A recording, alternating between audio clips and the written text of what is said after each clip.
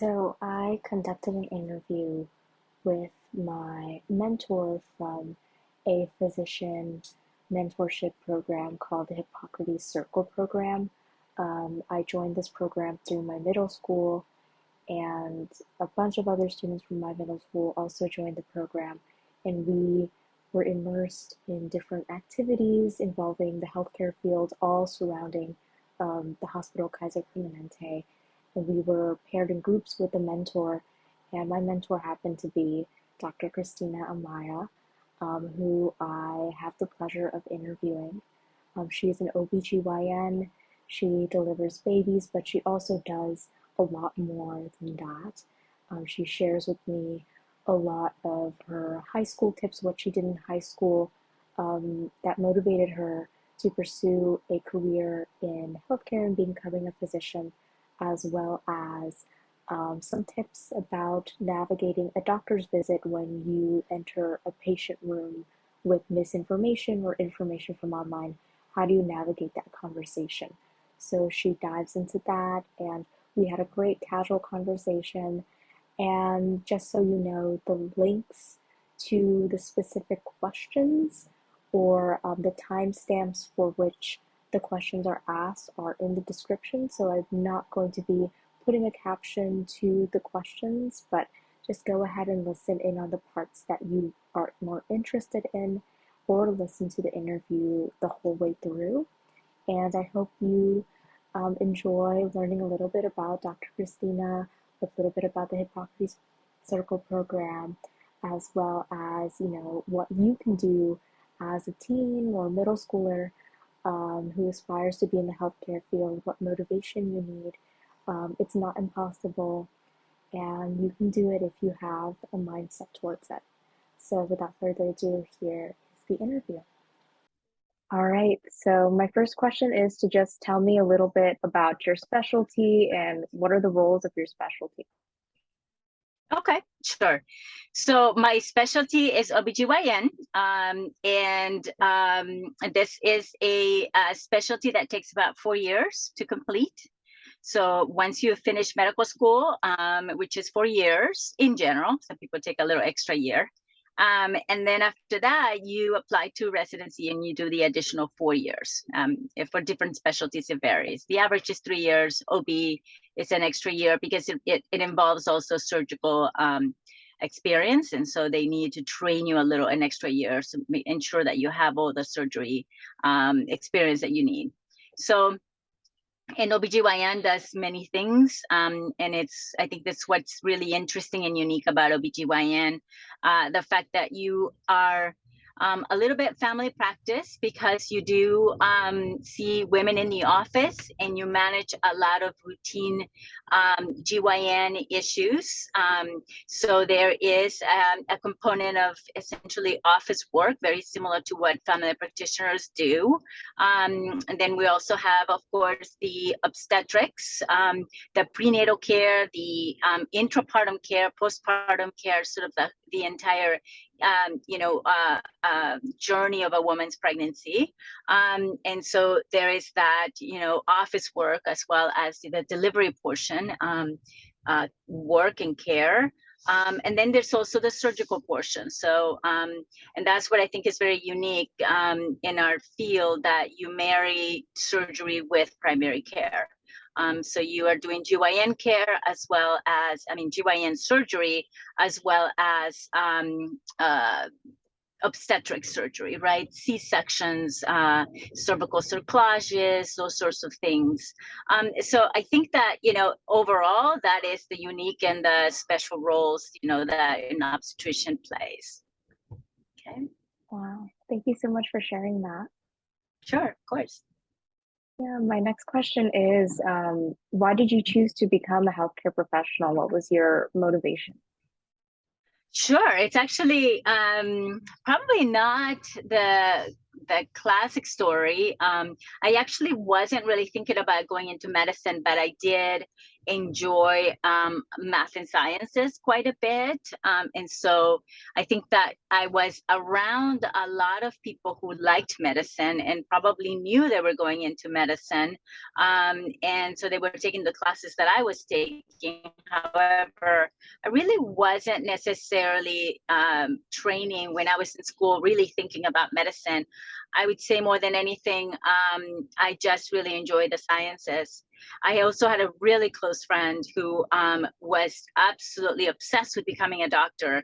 And so I would actually go through, I belonged to a lot of the clubs just because she wanted me to be there and just to help her through moral support. And so I actually learned a lot about the preparation that's required to become a doctor from her. And so after a while, I was like, wow, this sounds actually quite fantastic. And plus, I love learning. So I went into medicine because I knew that I'd been in school for a while and just got to learn and got paid to go to school through scholarships and so forth. And I felt like, wow, somebody's paying for me to go to school and I can be in school for a long time. If you like that combination, medicine is it's sort of the natural way to to go. So I would say that was a huge driving point. I would say the other one would be that I came from a family that it didn't really mix well with the medical profession. My parents only spoke Spanish, so I had to translate a lot when I went to the to doctor's office, and I had to translate a lot for them. So I had, as a very young kid, the responsibility of translating a lot of medical questions that were being asked of my parents. And so I also got to, as a very young kid, to ask questions that were probably not meant for a kid to know. And so all of those things sort of, I think, exposed me a lot to the healthcare field.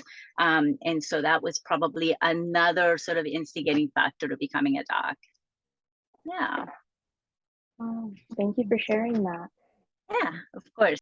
All right. So my third question is, what's your educational background in university or medical school? And if possible, could you share that process of getting into university and medical school? Of course, of course. So I went to, I finished my college, which I did in biochemistry. That took 4 years. After that, I went to medical school at UC San Francisco. And that's usually 4 years. I took an extra year to do research. So that took 5 years for me. And then after that, I applied to residency in OBGYN. So I did that Brigham and Women's for an additional 4 years. And so that is the education, obviously all high school and the usual stuff. My next question is, Medical Eye, is a channel that tackles medical misinformation. We always put down, credible sources in our links and descriptions and things like that under our videos. So my question would be, how would you handle a patient challenging your professional opinion with information they may have found online or from a peer? Yeah, sure. So, I always say, and this actually happens a lot. So it's actually a very relevant and very timely question. With more, the internet has brought into almost like an entire character that actually comes in to visit with you. So whenever a patient comes into my room, I also have this other, the internet sort of coming along with the patient, the way I think about it. So I have to really acknowledge what they bring in and what information comes in with them, and then be able to balance. You don't want to just completely attack somebody's beliefs, because sometimes they come from close family, close relatives, close friends, or people they trust. And so you don't want to you don't want to discredit them right then and there. So you have to be nuanced in how you respond to that. And so normally, I want to hear what they say. And a lot of people, they also realize that. So they always say, I know that not everything in the internet is true or it's correct, but, I am bringing that conversation to you. And so, you need to acknowledge it. You need to validate that, they trust their friends and their family. but then you need to sort of guide them. And so I will tell them, this is the information that we have. And I will say that the information that I have comes from, sources that are OBGYN sort of overseeing entity, which is the College of OBGYN, that ensures that all the information is accurate and that it's monitored, and that the facts that we know, and there's some things that we don't know in medicine, but the things that we do know is A, B, and C. And then I go on to explain to them, what is the rationale for any particular treatment or management that I may be offering. And also alternatives. I think patients want to hear that there are other alternatives. And so I think in medicine, you can't be short-sighted. We have Western medicine. There's also Eastern medicine, stuff that has helped people in the past that I've seen personally. And there's now literature that really supports the effectiveness of non-traditional, non-Western medicine. And so I will talk to them about, some more evidence-based information, but also some other things that, like acupuncture, there's now more evidence, but there's still, that belief that, acupuncture can help in many situations, such as, migraines, for example, or musculoskeletal disorders, that sort of thing. So that's how I approach it. So my fifth question is, for our high schoolers who are watching these videos, what should they do now to prepare themselves for college? It could be advice for academics, or it could be like financial aspects, especially going into medical school or university. Any way you would like to answer that question? Sure. So, to prepare for college, definitely finances are really important. I think everybody worries, right? Schools are actually getting a lot more expensive. So the one thing that I would say is that when you're going to a lot of your college tours, ask to have a little time to spend with the financial advisor, a financial aid advisor. They have a lot of resources, and you really need to tap into those people and see what you can qualify for. You may have, financial need. You may be non-financial need necessarily. It doesn't necessarily have to be somebody who has financial need. You may still qualify for other scholarships that actually are not financially dependent. And so they may be that they just need somebody who has a certain GPA, or maybe interested in a particular sport, or maybe interested, in math and sciences. There's so many scholarships, so many people that give out money that are available to you. And you just need to be really smart about tapping into those resources. You can also go to the library and ask the library to, look up some financial books that tells you about financial aid and what you need to know and how to approach it. And it's got websites in there that also you can go in and learn from. You also have the internet again, and looking up, places that, colleges themselves will have within their website a section on financial aid. So you're doing a lot of the research, you're staying very well educated, and be very proactive about getting as much money and as much as your college paid for to be able to do that. And sometimes it requires that you fill out lots of applications, and maybe you'll get the scholarship, maybe not, but if you don't try, you're never going to be able to. So I would say finances is really, really important. Make sure you do your research. If you can afford it, there's definitely some financial aid advisors, which again, depending on what school you go to, you will be given access to them. And then there's the private sector, that there's a lot of people. You would need to definitely vet those people to make sure they're not taking you for a ride and maybe charging you $1,500 just to give you something that you can get yourself. So you have to be careful about that. And then as far as getting ready for college, you've done so much work in high school, you have done, the classes that you needed to do, and hopefully you're really working on your studying skills. And I would say going into your last year, knowing how to prioritize and how to break down your schoolwork, how to balance it so that you're not just working. That is really the true key to college, is knowing how to prioritize, knowing how to really break down the work that's ahead of you in small chunks so that it's digestible and you're not, cramming at the last moment. You know very well how little we learn, right, when we're cramming information. It's very different if you're really taking the time to learn items a lot slower, and it'll stick and it'll last you much longer than stuff that you try to cram last minute. So I would say that was probably the biggest advice that I would have for you. Knowing how to study and take notes. That's something that, my 13-year-old didn't know how to do.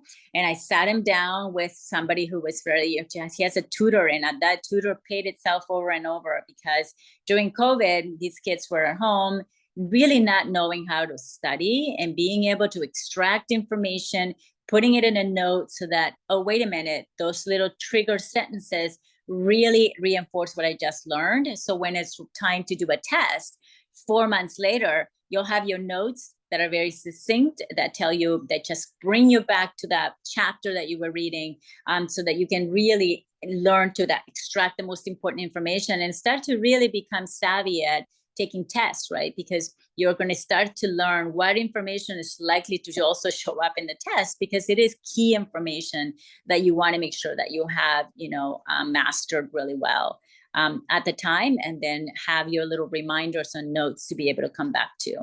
Okay. Yeah, I would say that. I think the rest, I would say, is being able to, keep your mental health also well balanced. If you're going away to college, I think that's really important. Keeping close family ties, figuring out time to have fun and enjoy, the experience, not to let stress get to you. There's a healthy level of stress, and there's a very unhealthy level of stress, and just keeping things in perspective. I think younger kids, as yourself, young adults, I should say, as they're not kids anymore, are really challenged right now with a lot of pressure, a lot of information, a lot of stuff that you have to do. So being able to keep it in perspective, and have fun with education, which I think it is. It's a lot of fun learning so many new things. Okay. Yeah, definitely. Thank you so much for your advice and tips. They're definitely very useful. Sure. Yeah. So my next question is just to tell us a little bit about the Hippocrates Circle program for those students who are interested in participating in the future. Sure. So, the Hippocrates Circle program has been, I don't know, around now over 20 years, maybe. I think about 20 years, because I remember joining it pretty early when I started working at KP. So don't quote me, but it's been around for a while. It's a program that really, KP partners with a few of the middle schools within the area. And they started with one particular school, and now I think it's expanded to more.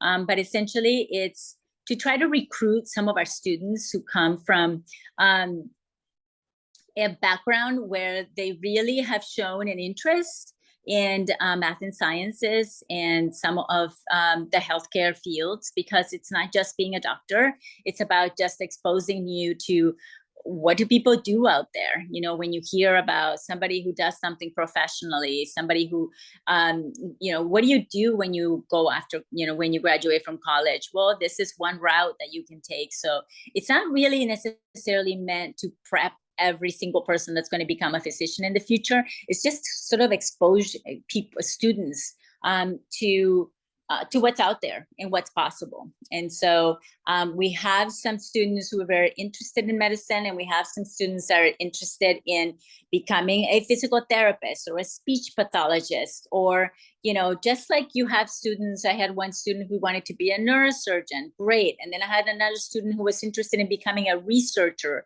but didn't know what kind of research he might want to do. And so there's just, the range of what you can do it's open-ended. It's whatever you want to do. I just think that it's really about pairing students with our physicians so that you have the exposure. You hear about, what does it take to become a physician? What do I need to really do? But it really, it's a lot of the education, a lot of the conversations that take place are also can open up doors for just about anything that you may be interested in. You may be interested in doing something completely different in the non-sciences, more in the, I don't know, in the arts world or in the business world, but it's just about exposure and just having some contacts and doing a little bit of networking. Yeah. Yeah, well, thank you so much for taking the time to answer my questions. Those were all, but thank you so much. That was really helpful. Yeah, my pleasure. Yeah, of course. And I would also like to ask, how are you going to practice self-reflection in your day? Thank you. Thank you so much for watching this video, and I'll see you guys in the next video.